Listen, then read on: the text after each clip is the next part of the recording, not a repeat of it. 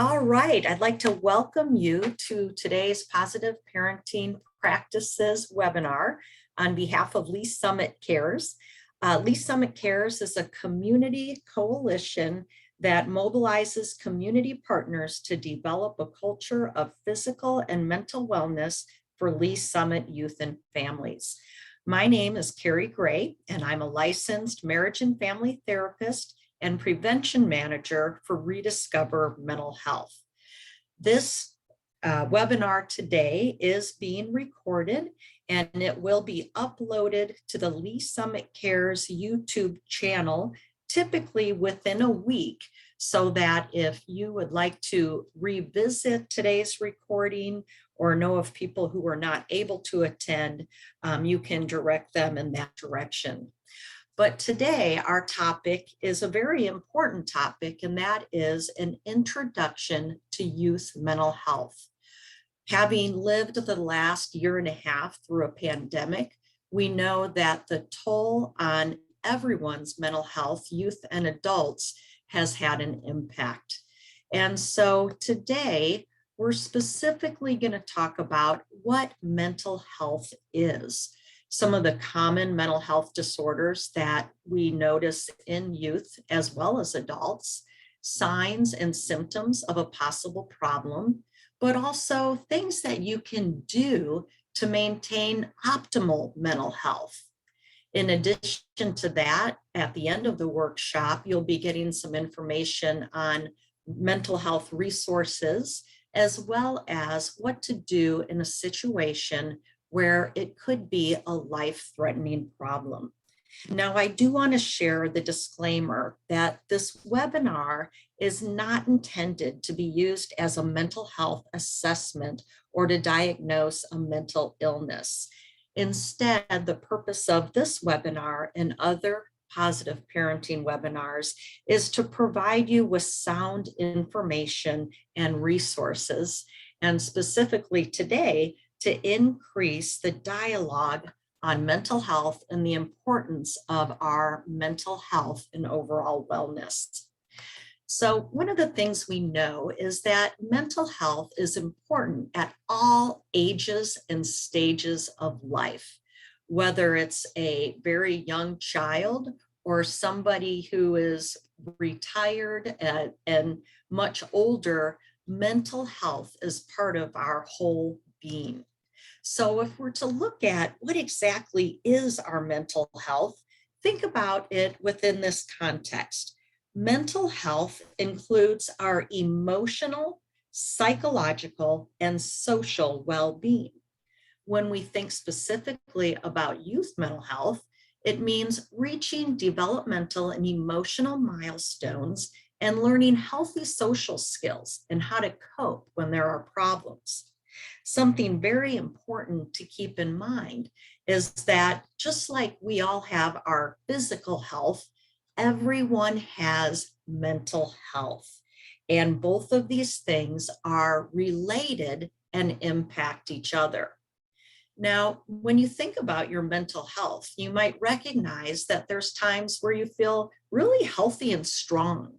Things are going well. And then it's normal to have times where we're feeling a little more challenged and fragile. So keep in mind that these fluctuations in our mental health are normal, and that individuals, whether youth or adults, we all experience our mental health on a continuum. Now, when we shift gears and start talking to definitions of mental illness, we know through research that there are more common forms of mental illness that we find in youth.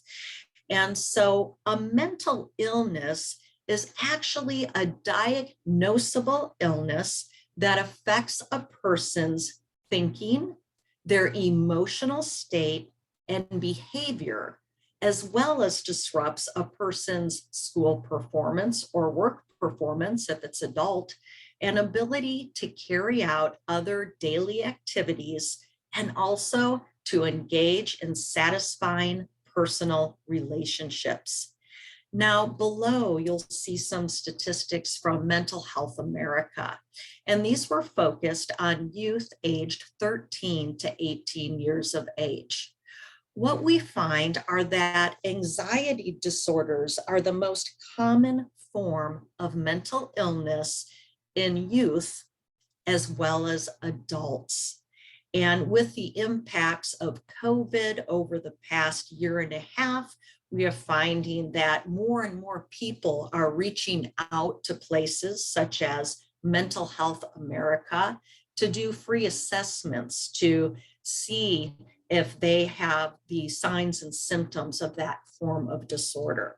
So these statistics come from a few years back because there is a lag in data collection, but anxiety disorders are the most common form of mental illness in children, adolescents, and adults. Now, behavior disorders come next in terms of youth. And so oppositional defiant disorders, it could be ADHD would be another example of that, followed by mood disorders, which when we think of that, we think in terms of depression, a major depressive episode, could be a bipolar type disorder. And then substance use disorders are also a mental illness that are impacting our youth and certainly our adults as well. Now, what impacts youth mental health? And as you look at this slide, I'm going to just go through these very briefly, but we know that it's not just youth that are impacted by these things, even though our youth experience different things, but these are things that are important to know for people in general. So let's start with biological factors. Just like when you go to the doctor to get a physical, we complete a health history that focuses on people within our family, our immediate family, our extended family that might have issues such as heart disease, thyroid problems, cancer. The same is true with our mental health. In fact, we're finding through research that there's a strong link genetically to a child born to someone who has experienced mental health issues, that they have a more of a likelihood that they will also develop a mental health issue at some point in their life. So we refer that to as a risk factor. It doesn't mean a person will develop a problem, but if they do develop a problem, this is helpful information to have in terms of how that problem is treated. The second thing that can impact our mental health is certainly trauma. And that could be anything from abuse, neglect, living in poverty, bullying, harassment, being marginalized. All of these forms of trauma have a negative impact on our mental health. Social isolation is a big one. Certainly, we could have experienced that and we can relate to that in terms of COVID and having to isolate for a long period of time. That increases feelings of loneliness. But we also know that people who are dealing with mental health issues tend to self-isolate, which can exaggerate those symptoms. Social media. And so with our teens, taking a lot of time and energy to keep up with what's going on social media, with also recognizing their desire to fit in, but then also seeing things, parties, things that they were not invited to can cause just feelings of sadness and depression. That fear of missing out is real. Another one is the expectations that we have. Many kids put unrealistic self-imposed expectations on themselves, which can cause problems. But just like our kids can do that, adults, parents sometimes put unrealistic expectations on their youth. An example of that would be the number of activities and things that they are required to do. It's important, just as adults have life balance, that we ensure life balance for our kids. Few more here: self-esteem. Obviously, self-confidence is going to be in the mix. How we fuel our body, move our body, the amount of sleep we get, and also substance misuse, also known as self-medication by using alcohol or drugs as a way of coping with uncomfortable thoughts or emotions. These and other things all impact our mental health. And so keep that in mind as we look at solutions for things that we can do in order to have optimal mental health. Now, because anxiety disorders are the most common form of mental illness, this is where we're going to start. And that is to know that normal anxiety is a part of life. And so it motivates us when we perceive a threat or a danger in our environment.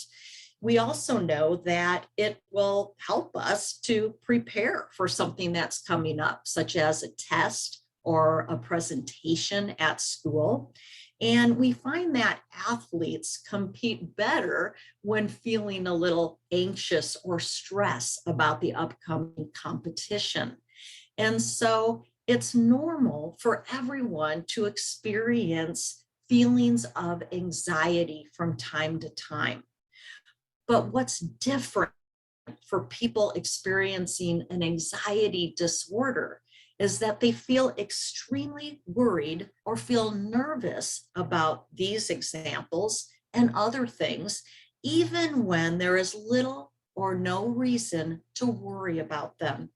People with an anxiety disorder find it difficult to control their anxiety and stay focused on daily tasks.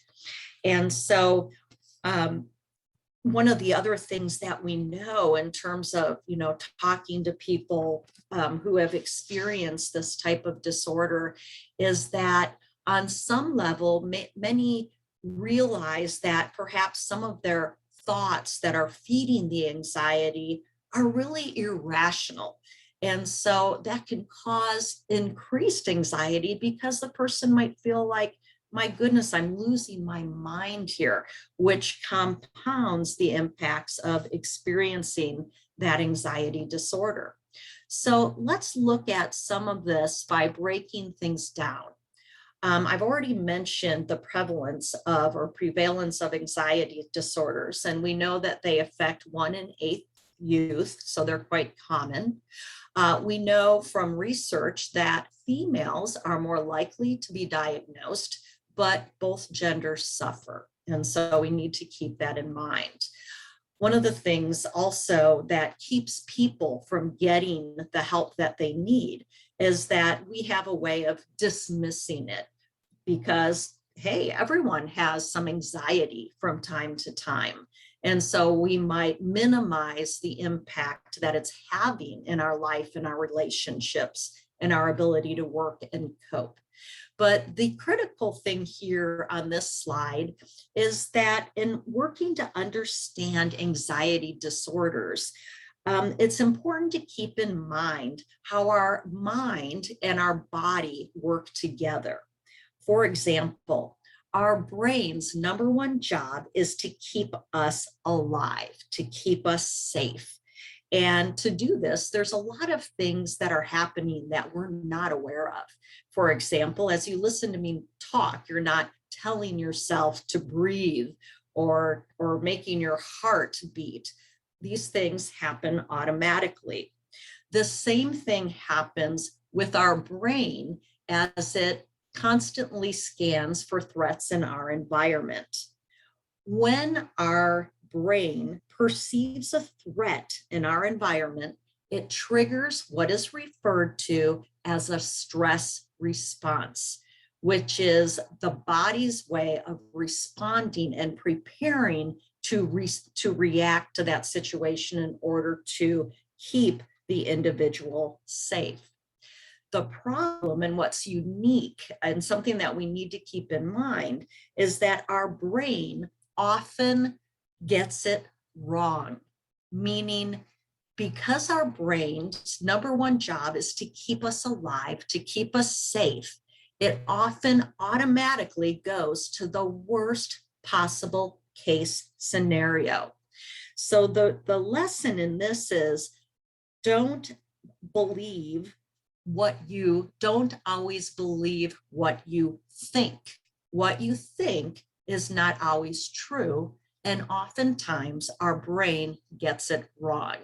Fortunately, there are things we can do to retrain our brain, and we'll get to that later in the workshop. But knowing that a person who's living with an anxiety disorder is also experience physical exhaustion. It's mentally exhausting to be living with an anxiety disorder, and this person will require more sleep, more rest, and restoration as they work towards recovering from this illness. Now, some of the common signs and symptoms that people experience, you'll find on the left-hand side. And then on the right-hand side, we're looking at what this might look like in a classroom. And so the stress response triggers that increase in our heartbeat. The cortisol hormones are released to prepare us. And so we find that when people are in the stress response, they experience shortness of breath. They might feel dizzy. Oftentimes there's sweating associated with that, and other somatic symptoms like a stomach ache, muscle aches, tensions, and pains. Persons also express experiencing just general nervousness or even vivid or scary dreams. People describe racing thoughts, having difficulty just getting on top of that and having a sense of mental calm. And of course, with racing thoughts, a person's going to feel on edge and experience some excessive fear and have a difficult time going to sleep, but also even staying to sleep at night. A result of that is oftentimes people are going to avoid situations that cause them to experience more anxiety. And so, for example, one form of OCD would be, which is an anxiety disorder, would be a fear of contamination. And so a person would avoid touching things like handles to doorknobs or other spaces where other people frequent that area often.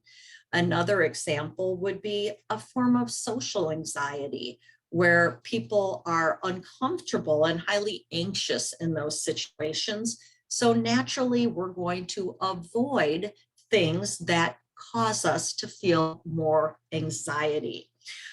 We also find avoidance in the use of alcohol and other drugs as a form of self-medication that I talked about earlier.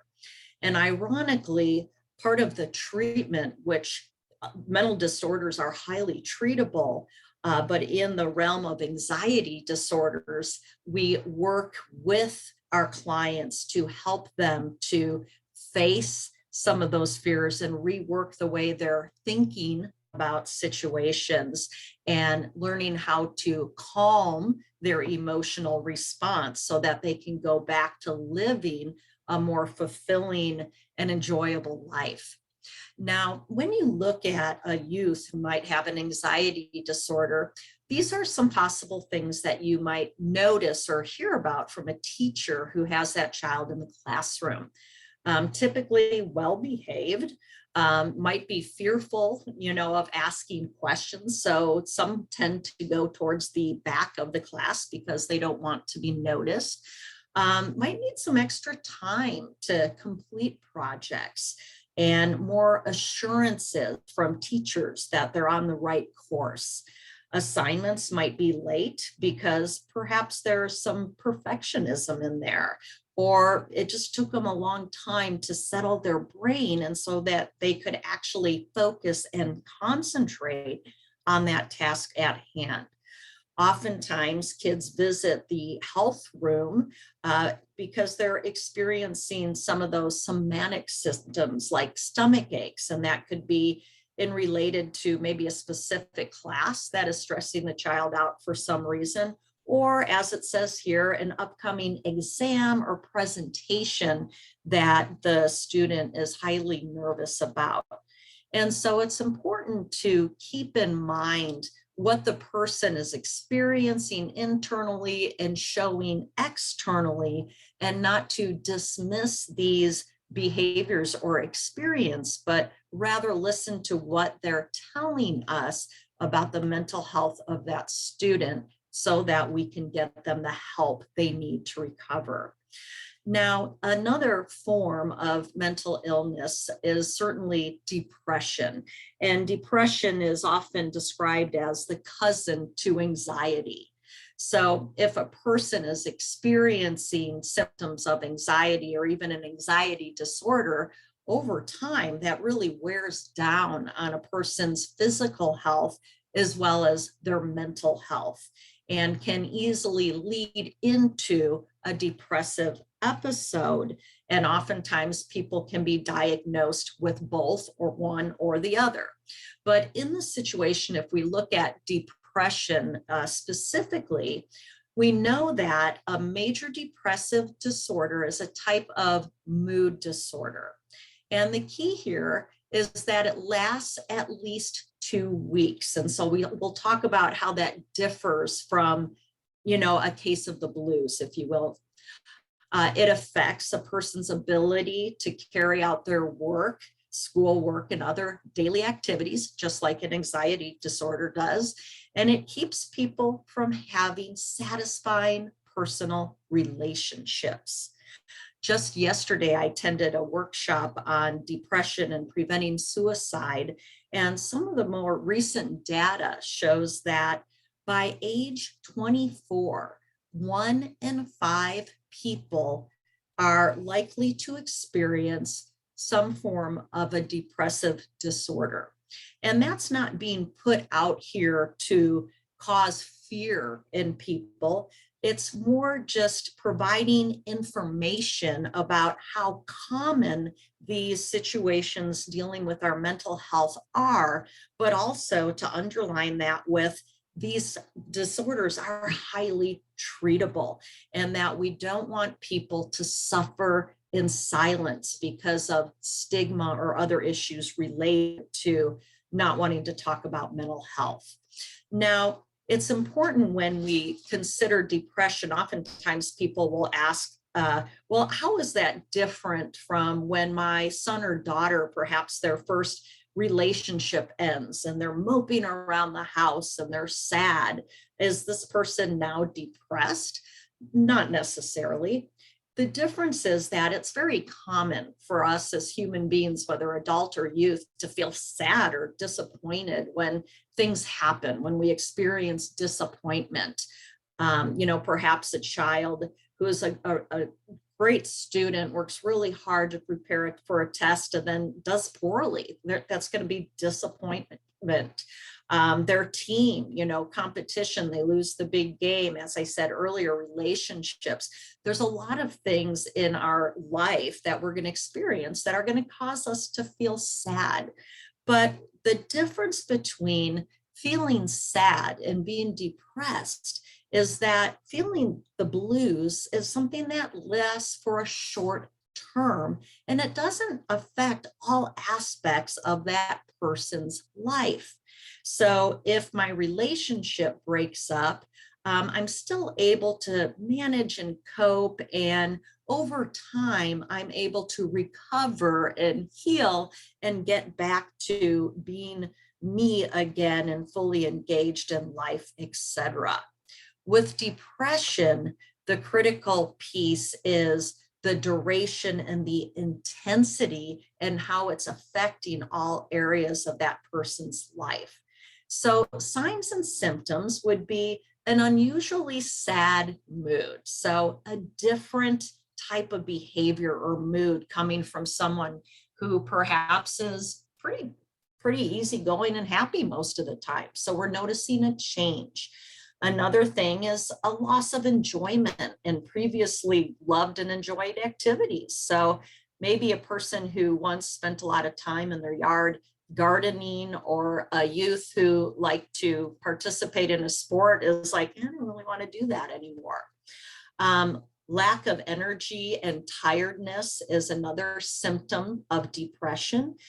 People who have lived, or I'm not going to say live, but people who have experienced depressive episodes often describe it as having to walk through quicksand. Every movement, every decision is a major struggle. And so likewise, it's going to cause problems with concentration. We will find changes in sleeping patterns where it's either sleeping a lot or maybe just not sleeping much at all. And the same is true with eating habits, feelings about self, and again, going back to misusing substances as a way of coping with the discomfort associated with the feelings and the emotions. So with students, some of the signs that you might notice within a school setting that are red flags would be a decline in the students' grades. A big red flag, especially for people who are working in education, would be starting to notice absences from school. You know, the kid is no longer going to school, and what is going on there? Someone who previously engaged in classroom discussions and other extracurricular activities is not doing that. And we might find this person to be on edge and moody, more likely to get into fights with other students, even parents, siblings. Another thing might be just that because of the issue with the sleep, that these person who is recovering or experiencing depression might actually perform better in the afternoon or at different times during the day. And certainly isolation from friends and loved ones is another symptom or sign of a problem that we do not want to ignore. So keep in mind, as we look at these signs and symptoms, they don't necessarily diagnose person as having a mental illness, but rather that we want to keep in mind any changes in a person's behavior, whether that's school or work, daily living, hygiene, relationships. And we want to see also, is this something that's short-lived or is it lasting for a longer period of time, like a week, 2 weeks? This is when we want to really focus on what we are noticing in that behavior and having a conversation about that with our loved one. And so this slide really provides some conversation, starters, if you will, if you do have concern. And do keep in mind that when you're helping a family member, a loved one, a friend, a colleague, your role is not to fix that person. That is where we connect them with a mental health professional who is trained and experienced to do so.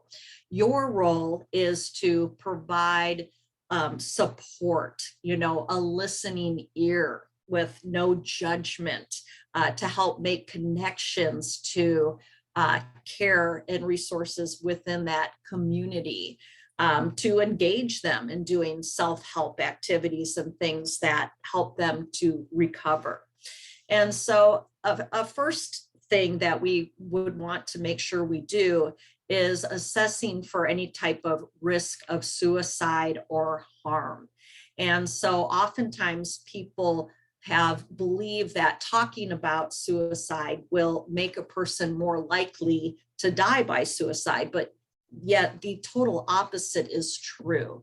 Asking a person if they have had thoughts of suicide, what we're finding is it actually dissipates that need and allows that person to talk about the experience they're having, because people who have attempted suicide and people that have researched those situations find continually that the person did not want to die, but they were dealing with intense emotional pain.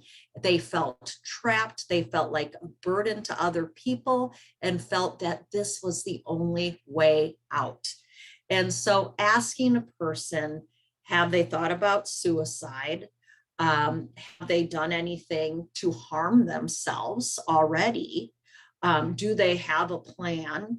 All of these questions, the more details you have in terms of a person responding to you with, yes, I have pills, I have a gun, here's what I'm thinking, that's a big warning sign in terms of having a quick response to that person to make sure that they are safe, removing lethal potential means to suicide and getting them that medical attention or the help that they need. And at this end of this webinar, there are going to be some resources for how to do that. The second piece here that's critically important and is the listening. And so just trying to understand where the person is coming from. How are you hurting? When is it worse? Are there things that I can do to help you? We never want to minimize a person's feelings by just saying something like, well, you just need to get over it, or everyone's hurting right now. You're no different than them. That is more stigmatizing and hurtful to that individual. And so we want them to be able to talk about the thoughts and the feelings that they're having and just listen to them. Then we want to provide some reassurance. I'm here for you. I care about you. You're important. Tell me more about how long this has been going on, and what have your symptoms or things, what have things been like for you? Are there things that have helped you, things that have made it worse? But then to encourage appropriate professional help. And this can be the most difficult thing, is navigating a person's health insurance or helping them to get connected with a mental health professional. So a big thing that you can do to support someone is to offer to help them navigate that system, to make phone calls for them on their behalf, to even drive them to that appointment so that they start getting settled into a treatment plan. Because again, mental illness is highly treatable, just like different forms of physical illness. And so then finally, the ongoing support is also important in checking in, with the person, whether that's a text message or, saying, hey, let's go for a walk, because that's another wonderful self-help strategy. Now, when we think in terms of our mental health, I like to use the word resiliency, while keeping in mind that our mental health and our physical health are tied together. So resiliency is a process of adapting well in the face of adversity, trauma, tragedy, threats, or even significant sources of stress. Now, here's the key. Being resilient does not mean you won't experience difficult or hardship. Life is full of hardships, disappointments, and fortunately, celebration and many good times as well. But what we find is that people who are resilient, they deal better with excessive life demands. They're able to cope better.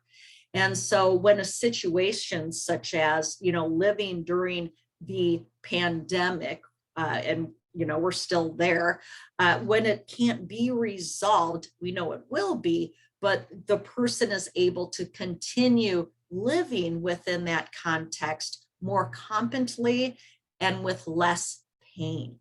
And so less negative impact on that mental health as well as the physical health. Now, the neat thing about resilience and resilience practices is that there's something that we can learn to do from the time we're born until the time we die. And so these are not things that we're born with, but rather they're things that we develop. They become healthy habits that support healthy mental health and physical health. So the big three are lifestyle habits.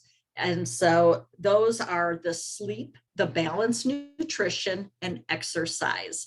Certainly we're hearing a lot about, and we always have, the importance of getting a good night's sleep, eating healthy foods, and moving our bodies. And there is a plethora of research out there that verifies the value and the positive impact of all of these things. For example, youth need a minimum of 8 to 10 hours of sleep an evening in order for them to fully restore and be ready to take on the next day. We find that when we're sleep deprived, it wears us down physically and can make us more vulnerable to things like viruses. But we also know when we haven't gotten enough sleep, it's hard to think, concentrate, problem solve. Problems that maybe aren't that big of a deal feel like they're a great big deal. So it's harder to cope. And so one of the first things that we do in helping to treat someone with a mental illness is work to get their sleep back on track so they have the energy to heal. Some things that you can do with teens and as well as with yourself is to remove things that get in the way of sleep. For example, technology. Oftentimes, many of us are guilty of scrolling through news feeds, social media, things like that, especially at the end of the day, which can cause us to maybe have more anxiety, feel depressed, depending on what we're seeing. We know the blue light in screens also impacts our ability for our body to recognize that it's time to go to sleep. So taking the technology out of the room, going to bed at the same time and getting up at the same time each day are a way of balancing our sleep rhythm so that our body gets accustomed to a good sleep cycle. People often benefit, just like small children, from certain routines that they do before bedtime to help their bodies rest and relax. But there's a plethora of information out there on sleep hygiene and things to help enhance a good night's sleep. So that is something that I encourage you, if that's an issue, to look into that further, but also to work to protect your youth's sleep. We don't want them overscheduled. So if they're not able to get at least 8 hours of sleep, recognizing that some need even more, then as an adult, we need to help them scale back and make some changes so that they're able to get that restorative sleep. Balanced nutrition. So oftentimes in our busy world, we quickly go for things that are high in sugar, processed foods, grabbing those power bars and things on the go. And while they're convenient and they're okay in moderation, we know that how we fuel our body has an impact on our physical health, how we feel, and our mental health. And so ways to protect your mental health are to buy your foods around the perimeter of the grocery store. So these are our fruits and vegetables. Make sure that you're not allowing your blood sugar to dip during the day because that causes fatigue. So maybe even planning ahead and packing healthy snacks. Exercise or movement is another one. And so getting away from the screen or sitting positions and getting especially outdoors has a tremendous positive impact on physical and mental health. And the key here is just finding something that you specifically enjoy doing, whether that's going for a walk, or if it's the youth, your child, if you have a dog, the child's job is to take the dog for a walk. We find that when people exercise outdoors, that they tend to persist for a longer time and even work harder. And so it has a very good compounding positive effect. Now, as we go through this, the next one up is supportive relationships. People need people. That is the bottom line. And with kids, relationships, especially as they go through middle school and high school, can be tricky. And so I always encourage parents to encourage their kids to have friendships within different groups of people, because when things aren't going well, maybe there's conflict within the team, there's another safe place to be within the church group or the neighborhood kids or other places. But making sure that our kids have supportive relationships, which is not just their peers, but can also be coaches, teachers, other adults in their life who respect them, who are their champions. We want to raise this child together, use the whole village, and we know that makes a great positive difference. Another aspect of resiliency is utilizing coping skills. And so adults can model this for their kids by doing things to make your own self-care a priority. As little as 5 minutes a day can make a difference. Now, coping skills are essentially anything that you participate in that helps you to rest, relax, and restore. And so for some people, that might be going outside and working in the garden. For many kids, youth that I've worked with, listening to music is helpful. Taking some time to journal just random thoughts and feelings, coloring, calling a friend, exercising. Some are even becoming versed in different types of mindfulness practices that just focus on breathing and self-awareness and other ways of calming that central nervous system. But the key is experimenting with different things. And then expanding your coping skill toolkit, but most importantly, making sure that you model self-care as a priority to your kids. An example of this is if you have a very social kid who's constantly moving, you can, and they want to say, spend the night at a friend's house. You can allow them to choose one night during the weekend to do that, and one night to stay home, get a good night's sleep, rest, and restore. So that's an example of where we can help our kids, but also to have conversations with them about, what are some of the things that you do when you're maybe feeling an overwhelm, or perhaps you're, frustrated with homework and you need a break. What helps you to detach and unwind? Then we have just a few more here. And I'm giving you a lot of ideas here. And the key is to kind of think about what resonates with you and consider how you might help yourself and your youth to start adapting some of these habits into your life. So the next one here is referring to mindfulness practices. And there are a number of wonderful apps out there like Headspace or Calm that provide different types of mindfulness practices that you can learn, which essentially is helping a person to develop a self-awareness, the ability to be in any present moment without worrying about the past or fretting about the future, experiencing one's emotions without any kind of judgment. And so it's a place of just being okay with being you and where you are in that place and time. And learning how to do that through different meditations and things is not easy because our minds tend to be moving very quickly.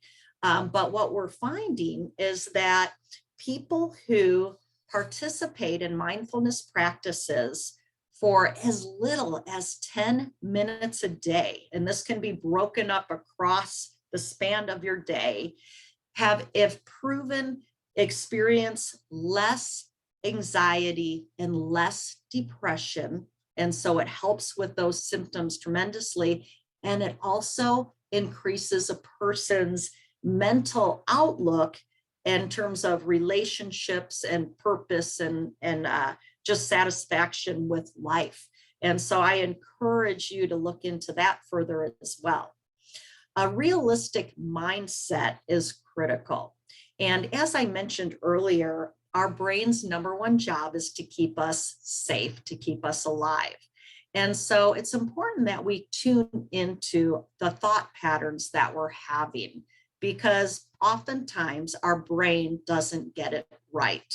And so if you find that your child has a tendency to go to the worst case scenario, we might acknowledge that feeling, but then talk about what might be more likely to happen.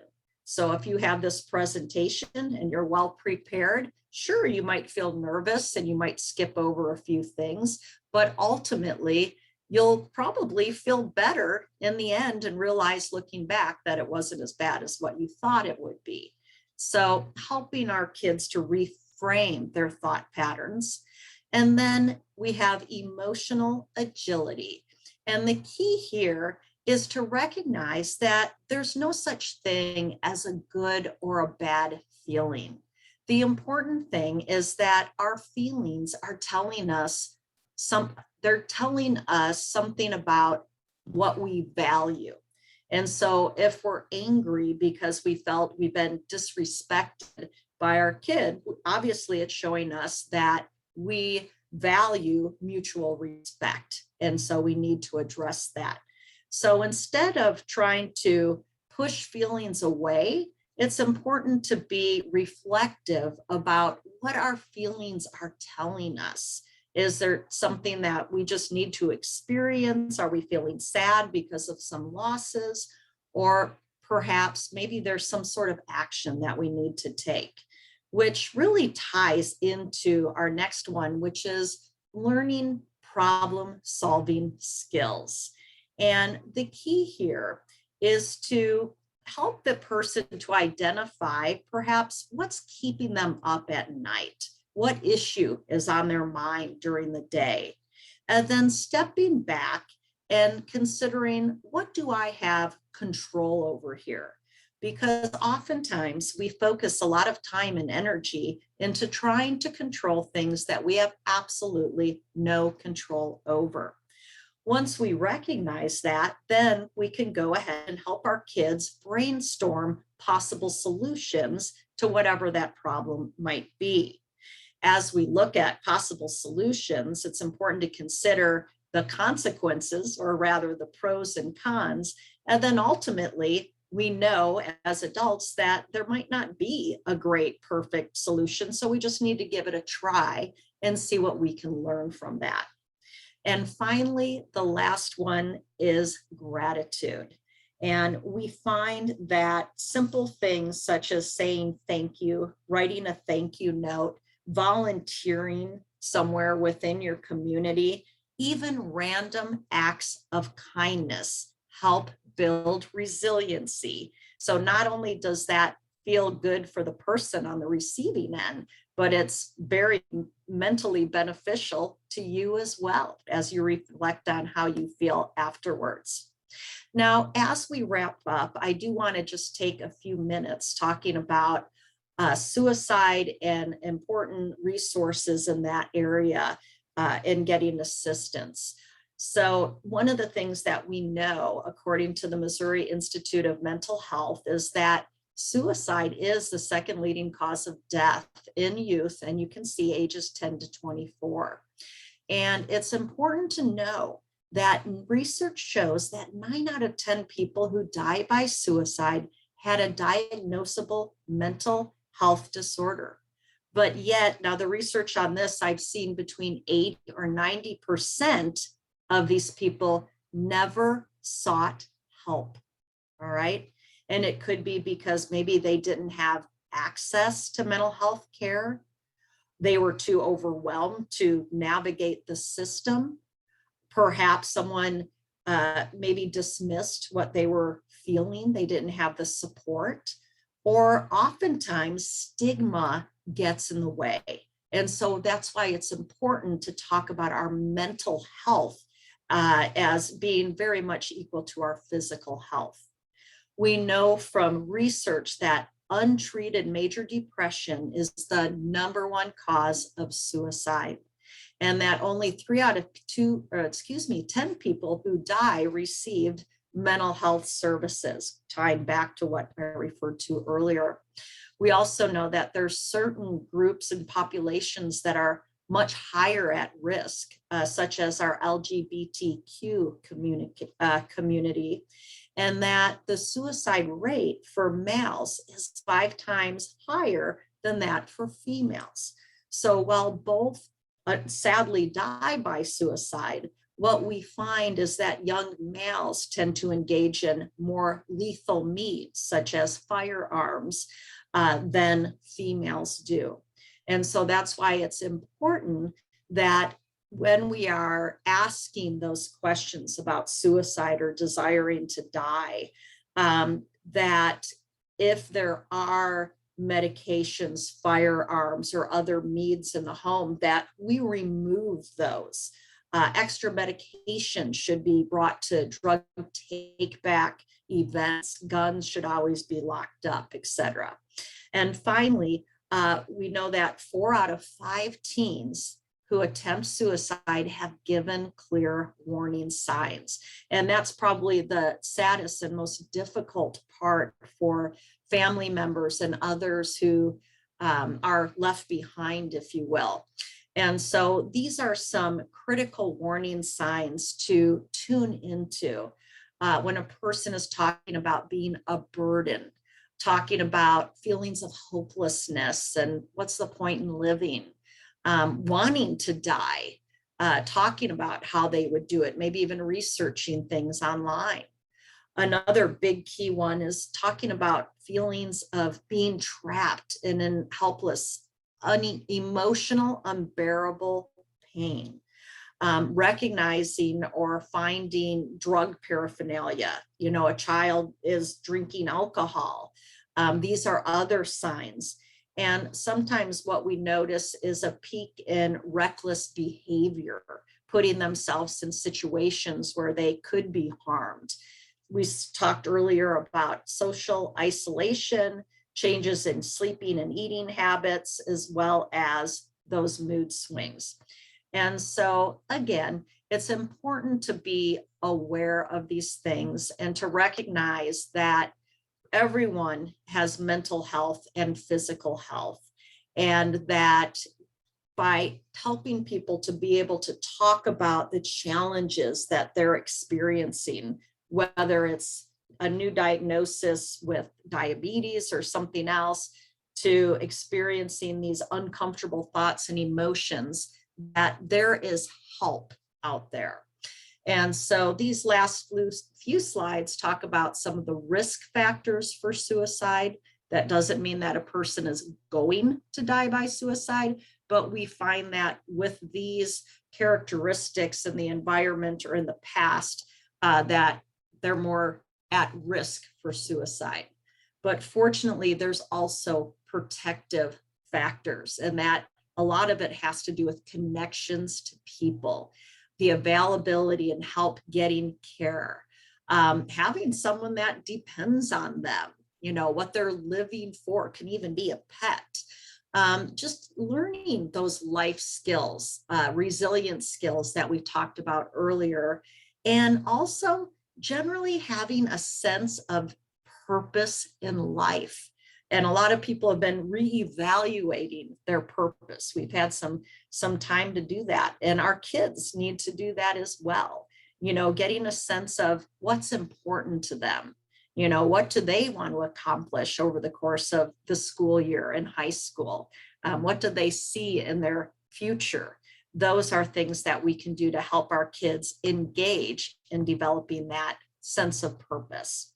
And so I'm not going to go through this because these are things that we talked a little bit earlier in terms of helping someone in emotional pain. But I do want to wrap up here by sharing some resources with you.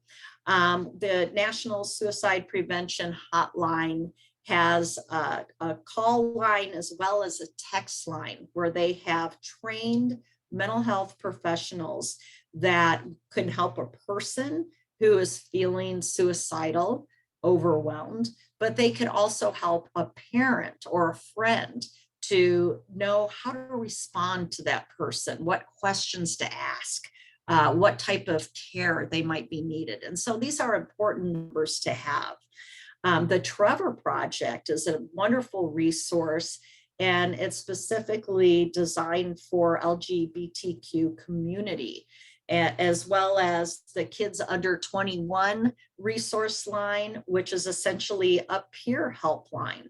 And we know that oftentimes, well, we know through research that as kids grow older into adolescence and young adulthood, that they're more likely to reach out to a peer to talk about what's going on first, rather than a parent. And so making these resources readily available is another way that we can make a positive difference.